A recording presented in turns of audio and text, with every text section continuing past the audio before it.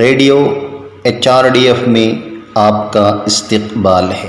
حضرت ابراہیم علیہ السلام ایک ایسے شخص ہیں جنہوں نے بہت سارے مقامات کا سفر کیا، بہت ساری قوموں سے قریبی تعارف کا شرف بھی حاصل کیا، بہت سارے علاقوں میں دعوتی سرگرمیاں انجام دینے کی ذمہ داریاں اللہ تبارک و تعالی نے حضرت ابراہیم علیہ السلام کے سپرد کی ہیں۔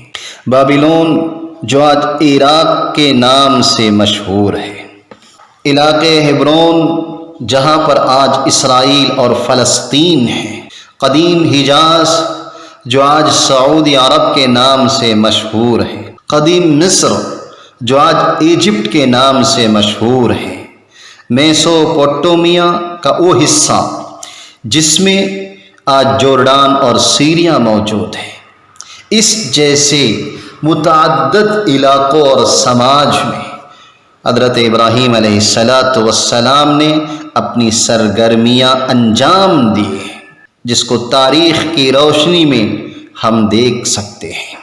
اگرچہ حضرت ابراہیم علیہ السلام کی جائے پیدائش عراق تھی، مگر ان کی ذمہ داریوں کی باغ ڈور مکے میں تھی۔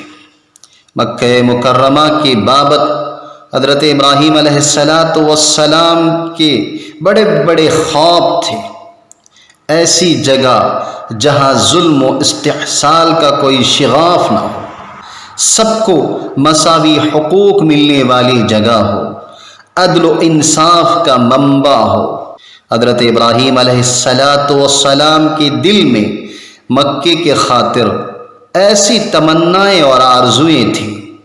مادی طور پر انتہائی ناساز علاقے میں حضرت ابراہیم علیہ السلام نے اپنی اہلیہ اور اپنے بچے کو چھوڑ آتے ہیں، جہاں پانی نہیں، صرف ریت ہی ریت ہے، جہاں کھیتی باڑی نہیں، جہاں کوئی کاروبار نہیں، لیکن آہستہ آہستہ وہ سب نشو و نما پانا شروع ہو گیا۔ بنجر زمین جس کی کسی بھی شخص کو تمنا نہیں تھی، بعد میں وہ ام القریٰ بن جاتی ہے۔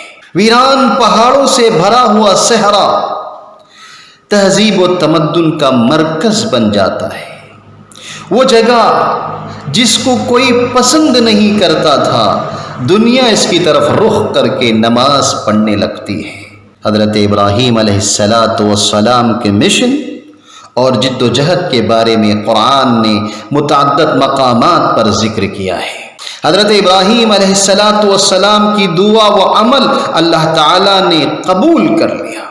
حضرت ابراہیم علیہ السلام نے خوف اور بھوک سے آزاد کا ایک خوشحال اور پرامن علاقے کے لیے جو دعا کیا تھا، قرآن میں اس کا ذکر یوں آتا ہے: وَإِذْ قَالَ إِبْرَاهِيمُ رَبِّ اجْعَلْ هَذَا بَلَدًا آمِنًا وَارْزُقْ أَهْلُهُ مِنَ الثَّمَرَاتِ، اور یہ کہ ابراہیم نے دعا کی، اے میرے رب، اس شہر کو امن و تحفظ کا شہر بنا دے اور انہیں ہر قسم کے پھلوں کا رزق دے۔